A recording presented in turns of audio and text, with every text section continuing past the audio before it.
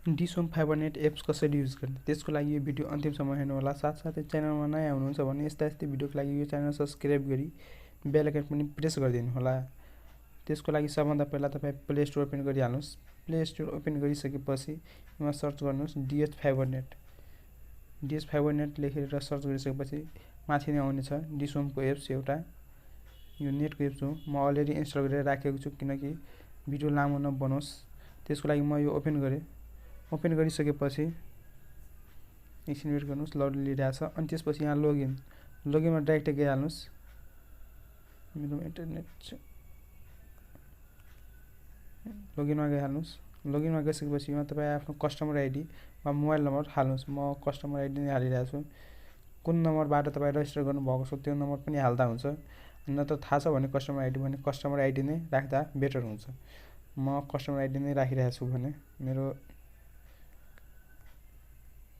म आफ्नो customer ID हालेर म लगइन गरेँ। लगइन गरिसकेपछि एकछिन वेट गर्नुहोस्, ओटिपी आउनेछ। मेरो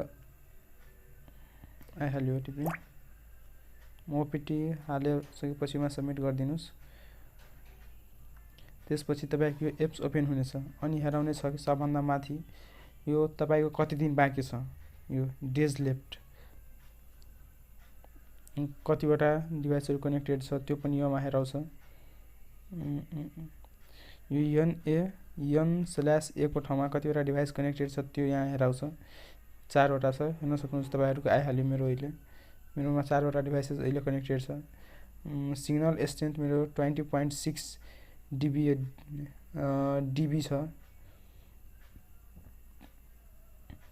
त्यसपछि तपाईँ यो मेरो 100 Mbps को नेट छ त्यो पनि छ। एक्टिभेसन र एक्सपायरी डेट पनि यहाँ लेखेको छ। त्यसपछि तपाईँ डाइरेक्ट गइहाल्नुहोस् वाइफाई सेटिङ। यो वाइफाई सेटिङमा एकचोटि टच गरिदिनुहोस्। यसमा टच गरिसकेपछि यो ओपन हुनेछ। अनि यो एप्सबाट तपाईँको वाइफाईको पासवर्ड पनि चेन्ज गर्नको लागि मिलिरहेछ। त्यसको लागि यहाँ छ चेन्ज वाइफाई पासवर्ड। योमा तपाईँ टच गरिदिनुहोस्। जे मन लाग्छ तपाईँले त्यो यहाँ राखिदिनुहोस्। अनि यहाँ छ सबमिट। यो सबमिट गर्दा तपाईँको वाइफाईको पासवर्ड चेन्ज हुनेछ। तर म अहिले चेन्ज गर्दिनँ। यहाँबाट वाइफाईको नाम पनि चेन्ज गर्नको लागि मिलिरहेछ। तपाईँको जे नाम छ त्यो राख्दा मिल्छ, तर म केही गर्दिनँ। अनि यहाँबाट नेटवर्क हाइड योमा टच गरिसकेपछि यहाँ तपाईँको यस माग्छ। म यस गरिदिएँ। मेरो नेटवर्क हाइड भइहाल्यो। अनि म अहिले हाइड गर्दिनँ। म यो पनि अहिले अफ नै गरिदिएँ।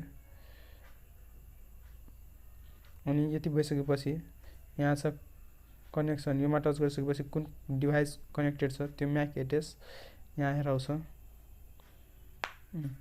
मेरो 4वटा डिभाइसेस कनेक्टेड थियो, 1 2 3 4। यो म्याक एड्रेस भएको मोबाइल मेरो नेटमा अहिले कनेक्टेड छ।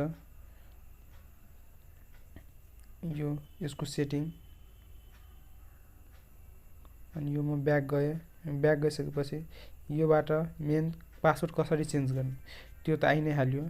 यो सेटिङमा एकचोटि म फेरिदेखि भनिदिइरहेको छु। यो वाइफाई सेटिङमा एकचोटि टच गर्नुहोस्। योमा टच गरिसकेपछि यसको तल छ, यहाँ छ चेन्ज वाइफाई पासवर्ड। योमा टच गरिसकेपछि यहाँबाट जे मन लाग्छ त्यो राखिदिनुहोस्। अनि यहाँ छ सबमिट। सबमिट गर्दा वाइफाईको पासवर्ड चेन्ज हुनेछ। म यो ब्याक गरिदिएँ।